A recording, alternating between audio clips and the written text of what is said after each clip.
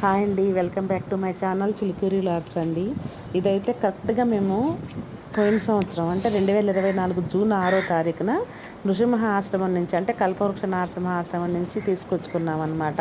మాకు negative energy అనిపిస్తుంది గురువుగారు, మాకు ఒక ఆవునివ్వండి అంటే ఇచ్చారు మా కృష్ణ చైతన్య గారు. అప్పుడు దాంతోపాటు వచ్చింది ఆ అమృత పెద్దదన్నమాట. అప్పుడు 3 నెలల దూడ అనుకుంటుంది.